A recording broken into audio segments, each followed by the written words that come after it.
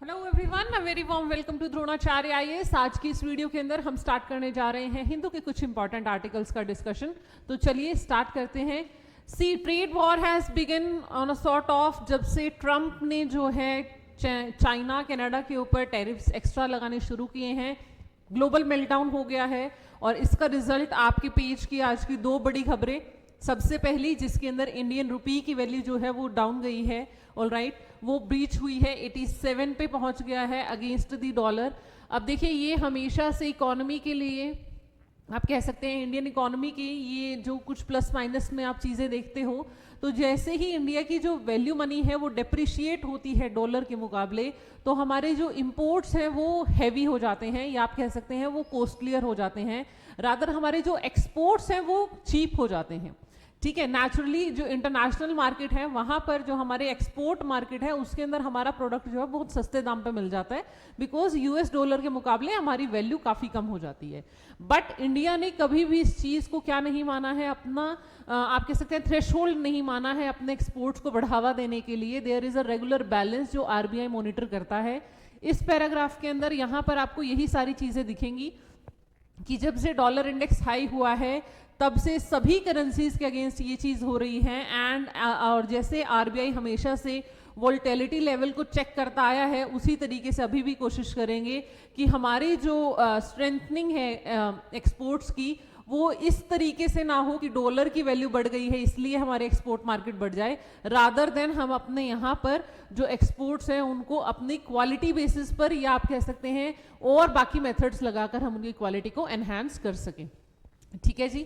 दूसरा जो news article है आपका, that is related to Trump की जो बातचीत हुई है चाइना के साथ, कनाडा के साथ और मेक्सिको के साथ, जो इन्होंने बोला है हाल फिलहाल में इन्होंने मेक्सिको के लिए अपने टैरिफ्स को बंद कर दिया है। देखिए, मेजर रीजन क्या है कनाडा और मेक्सिको के साथ, दैट इज इलीगल माइग्रेशन, और आपके जो ड्रग ट्रैफिकिंग के मामले हैं वो ज़्यादा इन दोनों बॉर्डर्स पर देखे गए हैं, जिसकी रिपोर्ट्स ये आ रही हैं कि यूएसए के बाउंड्री को अगर कोई क्रॉस करता है इलीगली तो वो इन दोनों नेशंस के थ्रू ही होता है। एंड इसी को काउंटर करने के लिए ट्रंप ने जो है दोनों ही देशों के ऊपर टैरिफ्स ज़्यादा हाई कर दिए थे। ऑलराइट, सो अभी हाल फिलहाल में क्योंकि जो मेक्सिको के प्रेसिडेंट है क्लॉडिया शेनबॉम, उन्होंने बोल दिया है दैट वी आर एग्रीड, जिस तरीके से डोनाल्ड ट्रंप काम कराना चाहते हैं हम उस चीज़ के ऊपर काम करेंगे, हम वैसे ही काम करना चाह रहे हैं। दैट इज़ वाई अभी के लिए जो ये रीइंफोर्स होने थे आपके टैरिफ रेट्स, वो जो हैं वो रोक दिए गए हैं। ठीक है, इसके अंदर इन्होंने बोला है कि हम अपने नॉर्दर्न बॉर्डर पर 10,000 मेंबर्स लगाएंगे, बिकॉज मेक्सिको के नॉर्दर्न साइड पर है यूएस से मैप के अंदर।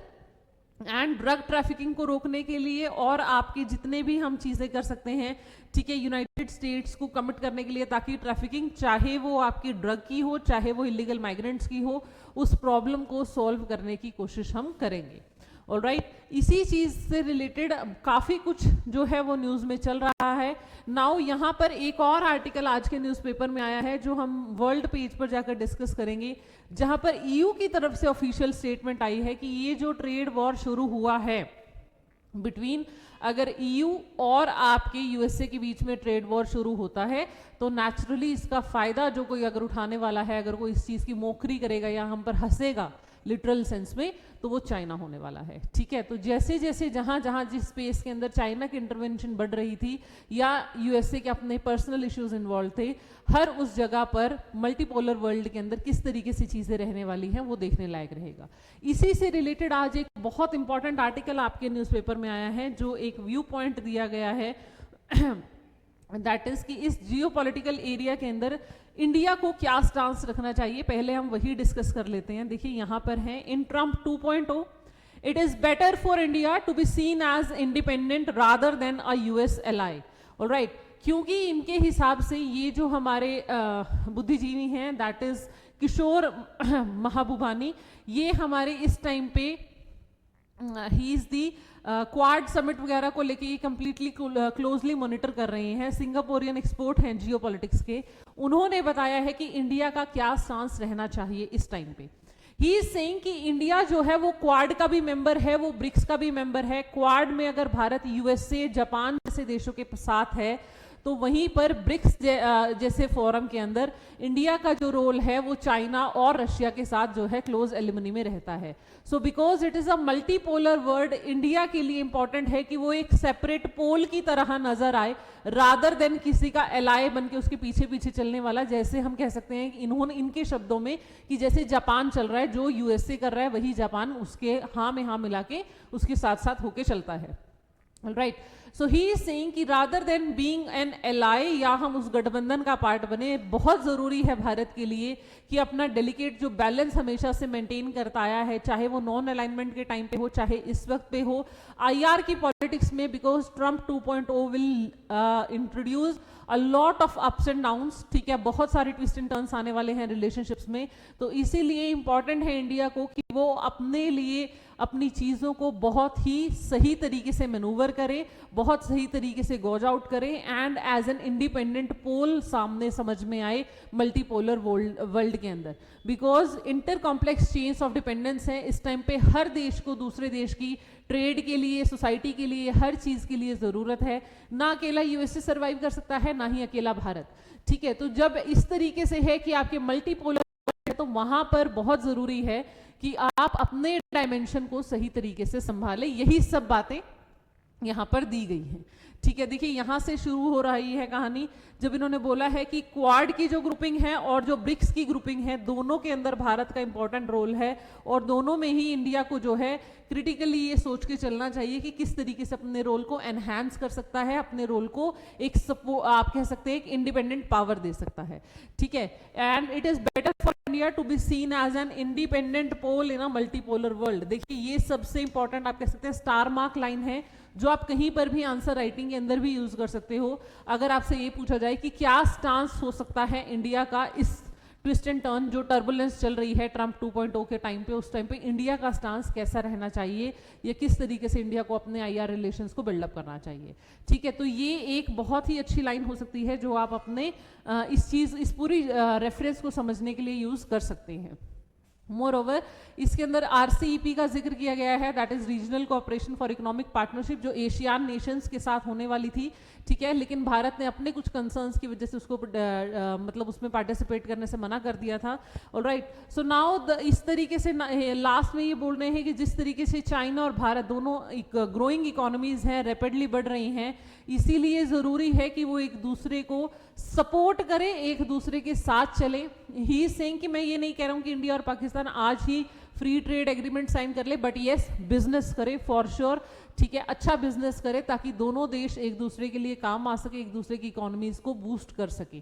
ठीक है, तो इस तरीके से इंडिया और चाइना दोनों ही अपने नेबर्स के साथ अच्छे से अलाइनमेंट करते हुए एक अलग पोल के रूप में सामने आए, ताकि चीज़ें जो हैं वो बेहतर फ्रंट पर जाएं, वो इंडिपेंडेंट टोन में ज़्यादा लगे। ठीक है जी, ये पूरा आर्टिकल इस चीज के बारे में है। आज के न्यूज़पेपर में आप मान सकते हैं कि आईआर से रिलेटेड बहुत कुछ आया हुआ है, बिकॉज अगेन मैंने आपको पहले ही बताया था, जब से ट्रम्प 2.0 स्टार्ट हुआ है, पावर में आए हैं, बहुत सारे ऐसे अलग अलग फेसेट्स के ऊपर बातचीत हो रही है, जिसकी वजह से वर्ल्ड वाइड जो है चीज़ें बहुत ओपन डायलेमा में चली गई हैं। चाहे वो वर्ल्ड हेल्थ ऑर्गेनाइजेशन से बैकआउट करना हो, आपके पेरिस क्लाइमेट से बैकआउट करना हो, टैरिफ वॉर स्टार्ट करना, ट्रेड वॉर का शुरू करना हो, whatever fronts, illegal migrants की प्रॉब्लम है, डिपोर्टेशंस जो हो रही हैं, there are an number of things that are happening at a certain point of time, और वो भी साथ के साथ हो रही हैं। इसीलिए जो इम्प्लीकेशंस हैं या जो रेपरकर्शंस हैं वो भी हर तरीके से आपके ऊपर बम्बार्डमेंट की तरीके से आने वाले हैं। ठीक है, तो आपको ये चीज़ बहुत ही स्टेप बाय स्टेप सॉल्व करनी होगी कि किस चीज़ का क्या रेपरकर्शन रहने वाला है। आज के पेपर में जो चीज़ें आई हैं वो मेजरली इकोनॉमी रिलेटेड है कि ट्रेड वॉर की वजह से आपकी पूरी दुनिया की मार्केट्स जो हैं वो फ्लड आउट हो गई हैं। चाहे जापान का निक्की इंडेक्स हो, चाहे भारत की स्टॉक मार्केट हो, हर जगह गिरावट देखने को मिली है, बिकॉज इन्वेस्टर्स का कॉन्फिडेंस कहीं ना कहीं लूज हो जाता है ऐसी सिचुएशंस के अंदर। ऑलराइट, और ये चीज़ मैंने आपसे पहले भी कही थी, बहुत बार डिस्कस कर चुके हैं कि यूएसए एक ऐसा देश है, एक ऐसा कंट्री है जिसकी इम्प्लीकेशंस पूरे विश्व को भुगतने पड़ते हैं, कि जो भी वहाँ पर स्टेप या फैसले लिए जा रहे हैं उसका मार्केट सेंटिमेंट ऑटोमेटिकली फ्लो कर जाता है। ठीक है, तो वो वहाँ से बन जाती हैं चीज़ें एंड उसकी वजह से अप्स एंड डाउन्स देखने को मिलते हैं। राइट, सेकेंड न्यूज न्यूज, आज की जो हमारी एक और इंपॉर्टेंट न्यूज है that is related to this article. Supreme court ने कहा है कि आप जब भी कोई लीनियर प्रोजेक्ट लगा रहे हैं तो आप फॉरेस्ट लैंड का यूज नहीं कर सकते हैं, एंड अगर आप कर रहे हैं तो उसके इक्विवेलेंट आपको कहीं ना कहीं पे एफॉरेस्टेशन करनी पड़ेगी, यानी आपको फॉरेस्ट लगाने पड़ेंगे। ठीक है, अगर आप कोई प्रोजेक्ट यूज कर रहे हैं तो कंपेंसेटरी फॉरेस्टेशन का जो हमारा काम है वो आपको करना पड़ेगा।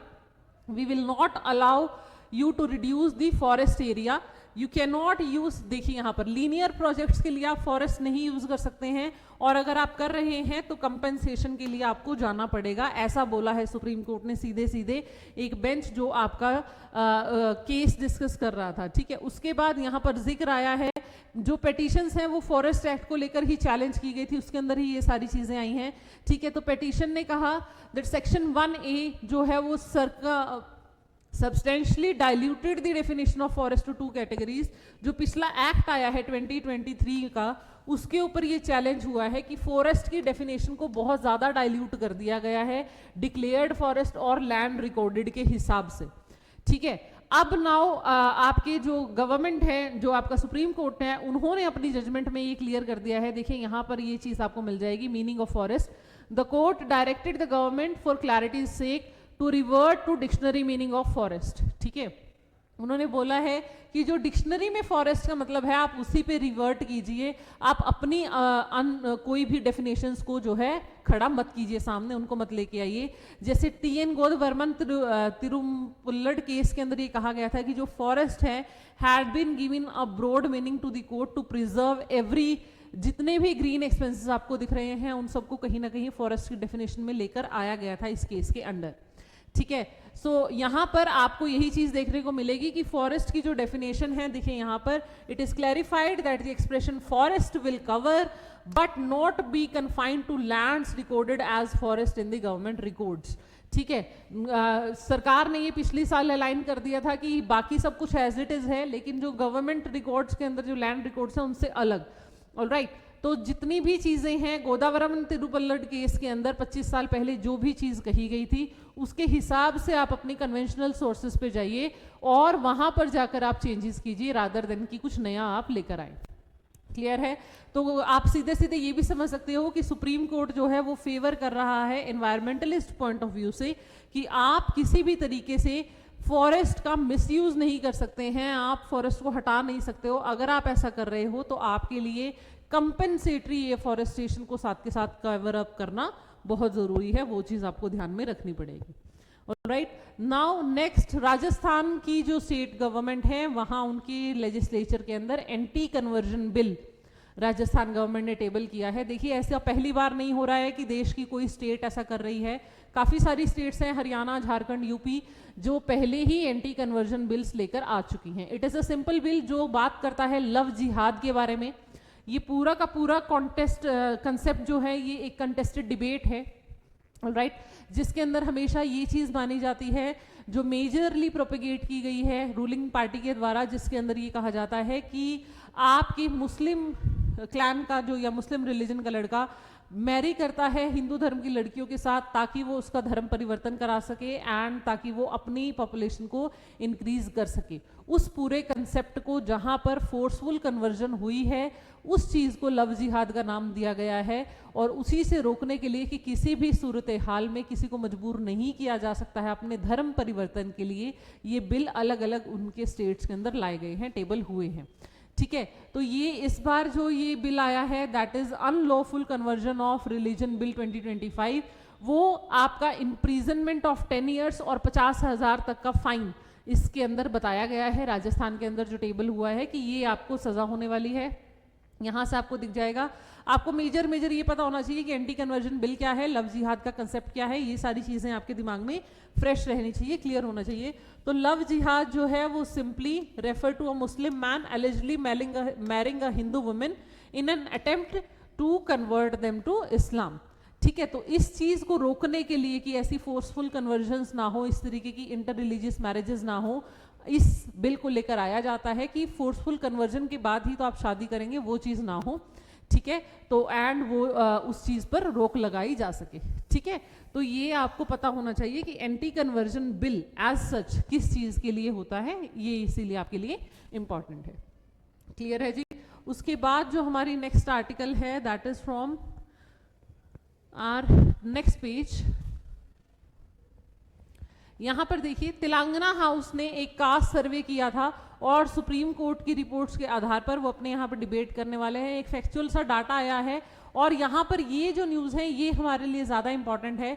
देखिए, केरला के अंदर जो तमिलनाडु की तरफ से वेस्ट डंप हो रहा है उसको लेकर आपकी हाईकोर्ट ने केरला के व्हीकल्स तमिलनाडु के अंदर वेस्ट को डंप करते आ रहे हैं and that too biomedical waste, जिसको लेकर आपकी तमिलनाडु की जो हाई कोर्ट है that is Madras high court के डिवीजन बेंच ने बोला है कि आप इसके ऊपर स्ट्रिक्ट एक्शन लीजिए। जो भी व्हीकल्स ऐसा करते हुए पाए जा रहे हैं उनकी कन्फाइनमेंट कीजिए। जितने भी लोकस आपके प्रोटोकॉल्स हो सकते हैं, सर्कुलर्स आप सर्कुलेट कर सकते हो, जो भी एमओयू साइन करने आप कीजिए, बट ये जो सीवेज डिस्पोजल है ये सही तरीके से होना चाहिए।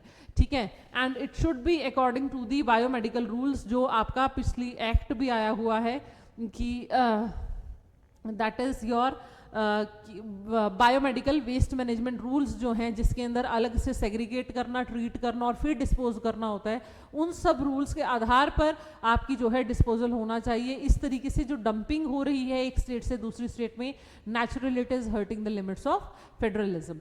ठीक है, तो ये जो इंटर स्टेट डिस्प्यूट्स होते हैं ये आप इस तरीके से भी देख सकते हो कि यहाँ पर चीजें थोड़ी सी अलग लेवल पर चली जाती हैं। ऑलराइट, एंड उसके बाद एक न्यूज यहाँ पर है हल्की सी केस स्टडी के तौर पे, या आप कह सकते हो एक बहुत ही नए रिफॉर्म के तौर पर आप इसे कहीं पर भी लिख सकते हैं। आज़ादी के 75 अभी रिपब्लिक डे मनाया है हमने 76 राइट। उसके बाद आप देखिए यहाँ पर क्या हो रहा है, 75 ईयर्स हुए हैं। रिमोट ट्राइबल विलेज के अंदर पहली बार इलेक्ट्रिसिटी पहुंची है। ठीक है जी, आपका एक ट्राइबल विलेज है, डिस्ट्रिक्ट देख लीजिए आप, it is a hill top hamlet, Arla panchayat Andhra Pradesh के अंदर है। ठीक है, यहाँ पर पहली बार बिजली पहुंची है और इन ट्राइब के लोगों ने अपना फेमस डांस भी किया, धिमसा डांस। ठीक है, बिकॉज इनको इतनी खुशी थी कि हाँ वहाँ पर ये पहुंच गई है।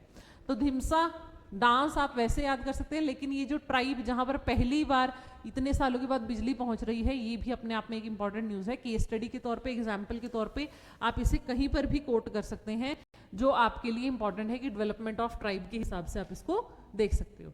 ठीक है, इस तरीके की चीज़ें अगर आप इंटरव्यू सेशंस अभी देख रहे हो तो उस टाइम पे, इंटरव्यू के टाइम पे ऐसे बहुत सारी केस स्टडीज होती हैं जो पैनल आपके लिए रेडी रखता है कि इस चीज़ के अंदर क्या इंप्लीकेशंस हैं, क्या प्रोज एंड कॉन्स हैं, वो सब कुछ आपके सामने रहता है। ऑलराइट, उसके बाद जो हमारी नेक्स्ट न्यूज़ है, देखिए ये एक स्टडी आई है जहाँ पर ये बताया गया है कि जो अरुणाचल प्रदेश के अंदर आपके हिमालयाज की रेंज है वहाँ से 110 ग्लेशियर्स जो हैं वो ख़त्म हो चुके हैं लगभग 32 साल के टाइम पे। राइट, यहाँ पर आपको जीएस पेपर 3 एनवायरनमेंट से रिलेटेड बहुत कुछ इंपॉर्टेंट स्टफ देखने को मिलेगा। देखिए इसके अंदर जो सबसे पहली चीज़ बताई गई है that is the lost of 110 glaciers. Researchers ने पाया है ये ऑलमोस्ट एक एरिया 309.85 स्क्वायर किलोमीटर का है। ठीक है, जो रिट्रीट है वो बेड रॉक से भी पहले का है एंड क्रिएटेड ग्लेशियल लेक्स, जिसकी वजह से ग्लोफ देखने को मिलता है।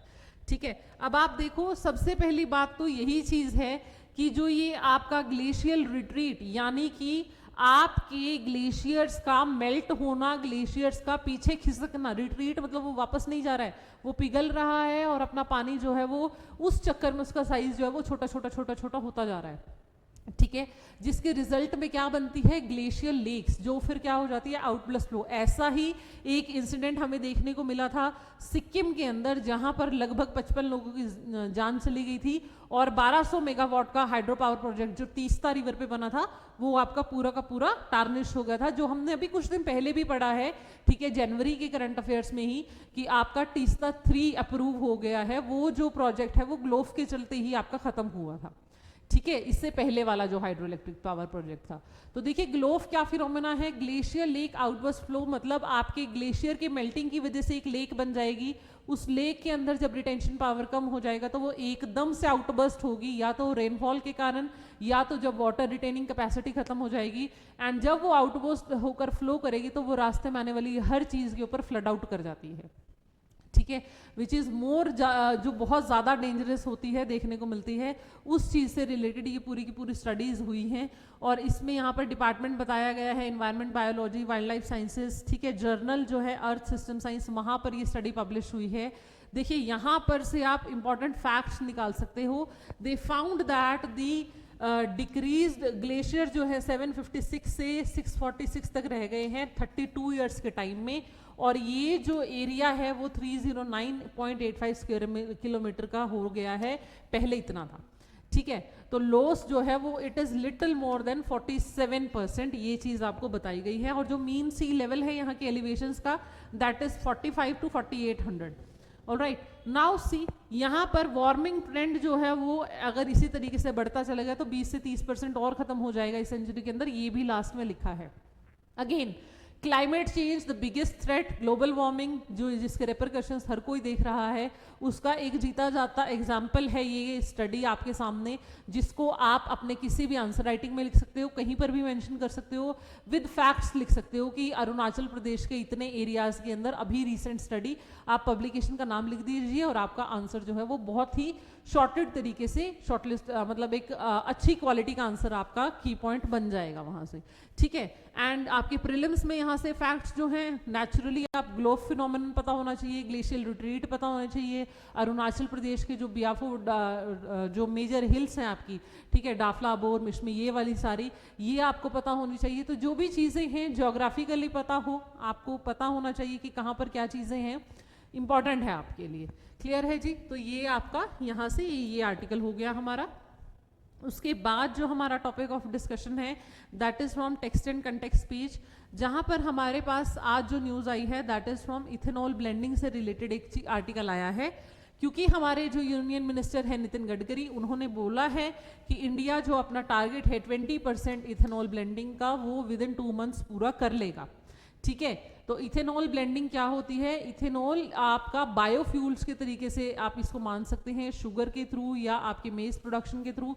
मेजर इस आर्टिकल के अंदर जो बताया है कि ये सब कुछ आएगा कहाँ से, तो ये चीज़ इंपॉर्टेंट है कि आपकी इंडिया जो है वो शुगर स्टॉक्स 80 लाख टन के आसपास शुगर स्टोर्स थे, ठीक है, और उसमें से 315 जो है 40 लाख जो है हम उसमें से फ्यूल इथेनॉल बनाने के लिए यूज़ करने वाले हैं। Moreover we were using rice, हम FCI से जो राइस के स्टॉक्स जो है बहुत ज़्यादा एक्स्ट्रा जो पुराने स्टॉक्स पड़े थे फूड कॉर्पोरेशन ऑफ इंडिया, वहाँ से हमने राइस लिया है। तो शुगर से, राइस से, मेज से हम हमारे मतलब बायो प्रोडक्ट्स को यूज़ करते हुए ही फ्यूल बना रहे हैं इथेनॉल, और उसी चीज़ की यहाँ बात हो रही है, ठीक है। मेज जो है वो लगभग 10% ज़्यादा यील्ड देता है, तो इसीलिए इथेनॉल जो है वो ज़्यादा लुक्रेटिव है जो आपका मेज से आ रहा है। ऑलराइट, तो यहाँ पर हमारी डिमांड जो है वो मेज़ को लेके क्योंकि कम ही है, क्योंकि सिर्फ हमें लाइफ स्टॉक के लिए, पोल्ट्री सेक्टर के लिए चाहिए और कुछ एक ह्यूमन कंजप्शन के लिए चाहिए। So now we are more focusing on maize production.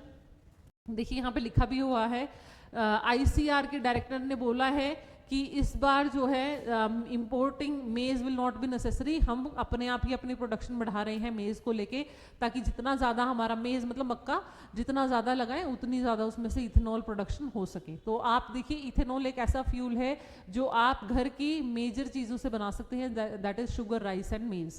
इस चीज़ से रिलेटेड है, हमारे टारगेट्स अचीव हो जाएंगे, क्योंकि आपकी ये जो मिक्सिंग है, इन्फ्यूजन है, इथेनॉल ब्लेंडिंग का जो कंसेप्ट है, उससे एक आपका पॉल्यूशन लेवल कम होगा और दूसरा आपकी एफिशिएंसी जो है फ्यूल की वो बढ़ने वाली है।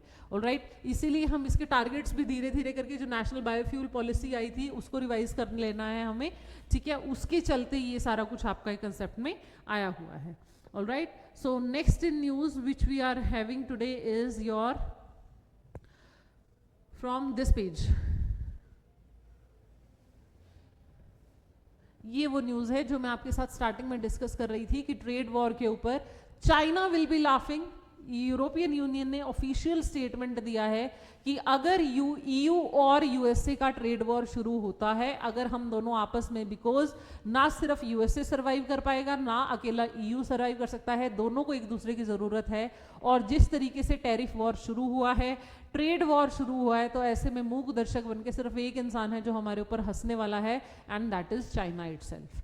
ठीक है। और इन्होंने ये भी कहा है कि जो आपकी जितना भी ट्रेड है, नंबर जो है वो काफ़ी ओड हैं विद ईयू ऑफिशियल्स, ठीक है। और ये आपके I think that one can be worked out, मतलब ऐसा नहीं है, दे आर सेइंग कि काफ़ी चीज़ें ऐसी है जो हमें बात करके रिजॉल्व कर लेनी चाहिए rather than कि हमें एक मोकरी का कंसेप्ट बन जाना चाहिए। यहाँ पर ईयू की तरफ से ऑफिशियल स्टेटमेंट आई है।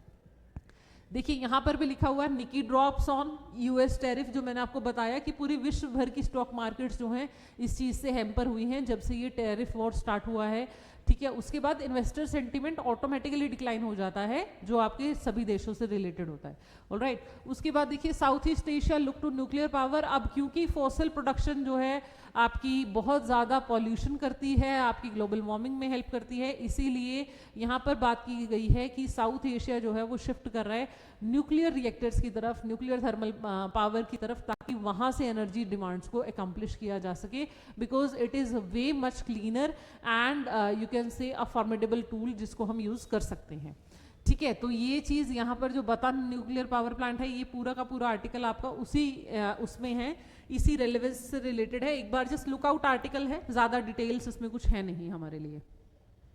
नेक्स्ट जो हमारा इसके अंदर इंपॉर्टेंट आर्टिकल है वो ये है, देखिए OpenAI cites US routes to dodge Indian courts on copyright. मैंने आपको बताया था एएनआई जो हमारा है उन्होंने एक लॉ सूट फाइल किया है ओपन एआई के ऊपर, जो चैट जीपीटी की पेरेंट कंपनी है, ये कहते हुए कि काफ़ी सारा ऐसा मटेरियल इनके ऊपर है जो कॉपीराइटेड मटेरियल है, जिससे रिलेटेड इनको बातचीत करनी चाहिए, परमिशन लेनी चाहिए, बिकॉज हर चीज़ आप नहीं दे सकते हैं। जिसके ऊपर कॉपीराइट है आप वो चीज़ इस तरीके से फ्लरिश नहीं कर सकते हो, ठीक है। नाउ अब आपका जो ओपन एआई है जो कंपनी है वो बोल रही है कि हमारा ये लॉ सूट यहाँ पर मैटर ही नहीं करता है, क्योंकि आपकी जो बैटल न्यूज़ एजेंसी है, देखिए यहाँ पर ये लिखा हुआ है that Indian courts can not here about it's US based business in the country. इनका कहने का मतलब ये है कि इस देश में हम सिर्फ सर्विसेज प्रोवाइड कर रहे हैं, ना ही तो हमारा कोई कॉल सेंटर है आपके यहाँ, ना ही हमारा कोई कंपनी की यूनिट है, कुछ नहीं है, हम सिर्फ आपको सर्विसेज प्रोवाइड कर रहे हैं और उस आधार पर आप हमारे ऊपर केस नहीं कर सकते हो, बिकॉज हमारा कोई डोमिनेशन नहीं है वहाँ पर, हमारा कोई डोमिनियन नहीं है, ठीक है। नाउ अगेन अब यहाँ पर आपकी कोर्ट बोल रही है न्यू दिल्ली में ये कि कोर्ट के अंदर फाइल हुआ है कि आप चाहे यहाँ पर कोई सर्विस दे रहे हैं नहीं, लेकिन सर्विसेज दे रहे हो, इसीलिए ये चीज़ इंपॉर्टेंट है कि आपकी प्री इंटरनेट ईरा की बात नहीं हो रही है, इस टाइम की बात हो रही है। हर चीज़ जो आप सर्विसेज प्रोवाइड कर रहे हो उसके लिए आपको आंसरेबल होना पड़ेगा, ठीक है। ये पूरी की पूरी बातचीत यहाँ पर चल रही है और इसमें टेलीग्राम के अंदर भी एक केस जो हमारा पहले आया था उस चीज़ के लिए भी बातचीत हुई है कि पहले भी इंडियन ऑथर ने बोला था कि टेलीग्राम के ऊपर कॉपीराइट वर्कशॉप लगाई हुई हैं, तब भी ये सूट फाइल हुआ था कि आप टेरिटोरियलिटी का कंसेप्ट यहाँ पर नहीं लगा सकते हो कि ये टेरिटरी बेस्ड ऑर्गेनाइजेशन नहीं है या इस टेरिटरी के अंदर हमारी फिजिकल अपरेटस नहीं है। जब आप सर्विसेज दे रहे हो, आप हर तरीके से इन्वॉल्व हैं, तो नेचुरली आपका अधिकार बनता है कि आपके ऊपर जो भी क्वेश्चंस फाइल हुए हैं आप उसको लॉ सूट के अंदर कवर अप करें, उसके अंदर डिफेंड करें और खुद को फिर वहाँ पर ट्रायल के अंदर डालें। देखिए ओपन एआई ऑलरेडी पहले ही बहुत एक बड़ा सेटबैक फेस कर चुका है डीप सीक के आने के बाद, जब से चाइना की एआई कंपनी सामने आई है, और इसके चलते भी इंडिया के अंदर इनका जो है वो काफ़ी कंट्रोवर्शियल हो गया है अब ये मैटर, ठीक है। और जबकि इंडिया जो है वो सेकंड लार्जेस्ट मार्केट है चैट जीपीटी के लिए, तो इन सभी चीज़ों को ध्यान रखते हुए, because at the end you have to do the business, तो आपको देखना पड़ेगा कि किस तरीके से आप इसको अपने फेवर में लेके जा रहे हो। नाउ अगेन बिटर पब्लिक उसके अंदर फेस ऑफ के अंदर यहाँ पर ये कहा गया है कि ट्विटर ने भी डिक्लाइन कर दिया था कि कुछ कंटेंट हम निकाल रहे हैं, और इसीलिए हमारे इंडियन गवर्नमेंट ने बोला था कि ट्विटर को ओब्लाई करना पड़ेगा the laws of the land के हिसाब से कि जो चीज़ हम चाह रहे हैं वही पब्लिश हो, उस तरीके उससे अलग नहीं, ठीक है। तो again this will be an interesting thing to watch कि क्या इसका रिजल्ट रहता है, but day to day developments में अभी फिलहाल इतना ही है आपके लिए। Alright, last in the news article आज जो हमारे लिए है इंपॉर्टेंट वो है पनामा का कन्फ्लिक्ट।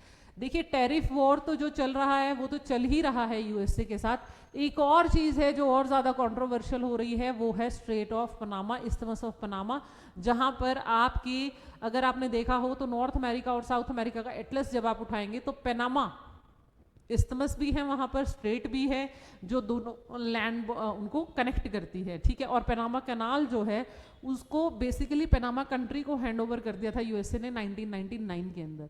और कमाल की बात ये है कि तब से उसको हैंड ओवर एक्चुअली में किया हुआ है हांगकांग की एक कंपनी ने, ठीक है, जो बनाई गई है, एक बिलियनियर है वहाँ के ली का-शिंग, ठीक है, उनकी कंपनी है, ऑलराइट।